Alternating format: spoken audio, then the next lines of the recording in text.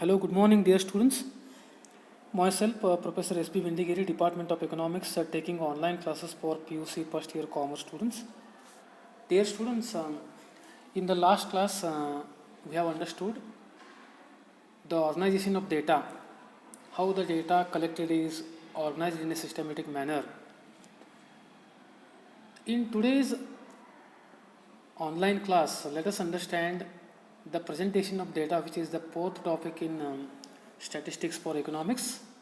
Very interesting topic, and you have again some calculations over here. In this presentation of data, if we are looking at introduction, in the previous chapter we have learned how data are collected and organized. As data are generally voluminous, they need to put in a compact and presentable form. Okay, if the data is large in size, huge in size, how to precise it, how to make for example precise data for our further statistical explanation and statistical, for example, studies. We have to understand that part in this presentation of data. If we have raw data, voluminous means huge data we have, but we don't know how to make it precise for our understanding in a presentable manner. If we want to present data in a systematic manner, we have to make it precise for our understanding. So, it explains how voluminous data is. For example, how voluminous data is making precise. How to make voluminous data in a very precise manner, for example, you have to understand with the help of this particular topic. Okay, this chapter deals with presentation of voluminous data precisely to make use of it for further studies, for example. Generally, there are three forms of presentation of data, my dear students. In a broader, for example, classification, there are three types of presentation of data. Out of it, the first one is textual or descriptive presentation. This type of presentation of data is very difficult. When we have data in a textual manner, in a textual form, for example, we have to collect the data from that text, for example. To collect the data from that textual, for example, information, we have to read that text very carefully till the end. Okay, these data are described within the text. When the quantity of data is not too large, this form of presentation is more suitable. Okay, it means what? When the data quantity is too small, for that we can apply textual or descriptive presentation. If the data is too large, textual presentation is of no use because we have to collect the data from that text information. So it takes a lot of time. It takes, for example, lot of energy to search data in that textual information. Okay, so whenever there is a small quantity of data, for example, we can use it as a, for example, best form of presentation of data. Take the example for textual or descriptive presentation. Census of India 2001 reported that Indian population had risen to 1 or 2 crore, of which only 49 crore were females against 53 crore male. Okay, here what we have understood? We have understood the total population of the country in 2001. It was 1 or 2 crore. Out of that 1 or 2 crore, 49 crore were female and 53 crore were male, for example. So we have to collect that data in that text information. Okay, we are collecting the census of 2001 first, and 1 or 2 crore population in 2001, 49 crore of female and 53 crore population was male, like that. Oh, okay. Now, in the same, for example, textual information, in a continued part, 74 crore people reside in rural India and only 28 crore lived in urban area of total population, that is 1 or 2 crore in 2001. Okay, In 2001, total population was 102 crore. Out of that, 74 crore people resided in rural India and only 28 crore lived in urban area. So out of that total population, how many were lived in urban areas and rural areas? We have to understand that. To understand that, for example, we have to again collect the data information which is given in that text, for example. Okay. In this case, data have been personated in only textual form. The major drawback of this method is one has to go through the complete text to collect the data in it. This is a major drawback. We have to read the entire text, for example, to get the data information from that.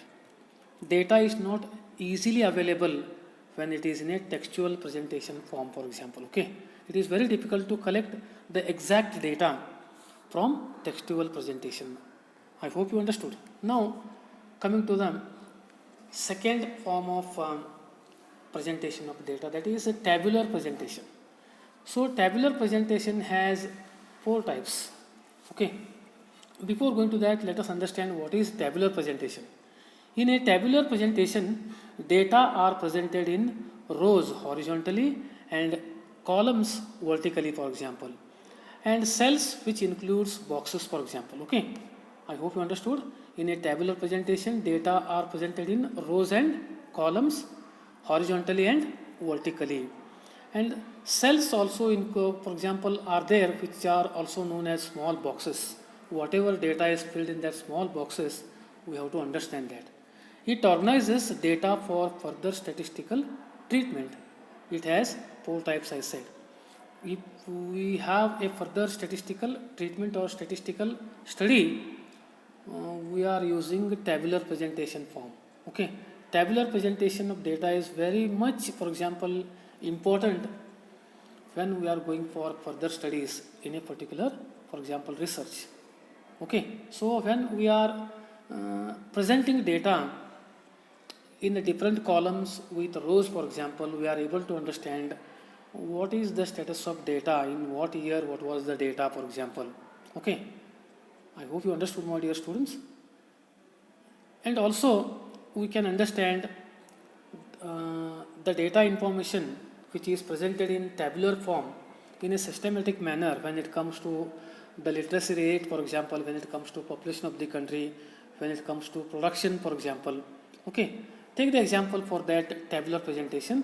Here, this table explains the literacy in Bihar by sex and location. Okay, in percentage. We are understanding the literacy ratio of Bihar in 2 forms. One is in sex form and another one is in location form. Okay, so look at the table over here. In the first column we mentioned sex, and in the second column we mentioned rural population, for example, and in the third column we mentioned urban population. So male population in rural Bihar was 58% and in urban Bihar it was 42%. Look at the female, for example, literacy ratio in Bihar. It was 30% in rural Bihar and 70% in urban Bihar.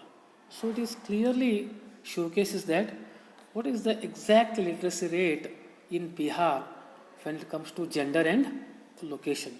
So we understood, for example, in rural and urban area, what is the literacy rate in Bihar one side, and in other side through gender, what is the male percentage of literacy rate and what is the female percentage in case of Bihar literacy. It gives the clear picture. Okay, so tabular presentation gives the clear picture when we are, for example, fitting the data in rows and columns. I hope you understood, my dear students. So here tabular presentation has 4 types. Out of that, first one is qualitative classification. Try to understand. Qualitative classification is nothing but the classification of data is done according to attributes like social status, physical status, and nationality. Okay, so we are, for example, classifying the data available on the basis of attributes. Example, social status, physical status, for example. Okay, with the help of that, we are able to understand the tabular presentation through qualitative classification, for example. Okay, now coming to the second form of tabular presentation of data, that is quantitative classification. In this, classification of data are classified on the basis of characteristics or characters which are quantitative in nature. Suppose, for example, age, height of a person, income of an individual, or else production, for example. Okay, so age, height, income, and production, these can be measured with the help of quantitative classification. Okay, so systematically we can classify the data on the basis of age, height, income, or production, for example. Okay, now coming to the third form of textual presentation, that is that is a tabular presentation, that is temporal classification. In this classification, data are classified on the basis of time. Okay, so here you are classifying data on the basis of time, on what time you have collected what data. So if you are classifying that data according to the time, for example, you will get the temporal classification. It may be in hours, days, weeks, months, and years. If your data is in hours, you have to classify on the basis of hours. If it is in the form of days, weeks, months, or years, so as you required for your further studies, in that form you can classify the data on the basis of time in the temporal classification. I hope you understood. Coming to the fourth type of tabular presentation, that is a spatial classification. Okay, spatial classification is nothing but when the classification of data is done on the basis of place is called spatial classification. Okay, temporal is on the basis of time, and spatial classification is on the basis of place, for example. Okay, it may be a village, town, district, state, or country. If you want data information at village level, you can classify. If you want data, for example, at town level, district level, state level, or taluka level, or country level, so you can use a spatial classification for that. If you are using spatial classification, that will be a systematic presentation of data, okay, for your further studies. Okay, so what I mean to say here is, if your research is on, for example, place oriented, okay, if your research is on place oriented, you can use spatial classification. If your research is time oriented, you can use a temporal classification. I hope it's clear. So these four are the types of tabular presentation. Now coming to the main third presentation of data, that is a diagrammatic presentation. Okay, first one is textual, second one is a tabular, third one is a diagrammatic presentation. We may also present our data in a diagrammatic manner, for example. With diagrams, we can, for example, present our data very systematically. The data which are presenting through diagrams, like bar diagram. So in that bar diagram, single bar diagram is there, double bar diagram is there, and multiple bar diagrams are there. Okay, and also pie diagram. So when you are fitting your entire data in those diagrams, it will give the clear picture of your research, or else your studies, or else your further, for example, statistical information. Okay, so in addition to, for example, those textual and tabular presentation of data, diagrammatic presentation is also much more important to support your research, to support your further studies, and making your studies very easy. Diagrammatic presentation helps a lot to understand the data information easily supposed to be. Okay, so these three are the main important types of forms of presentation of data. With this, let us stop for today's discussion. Remaining part we shall discuss in the next class. Thank you very much.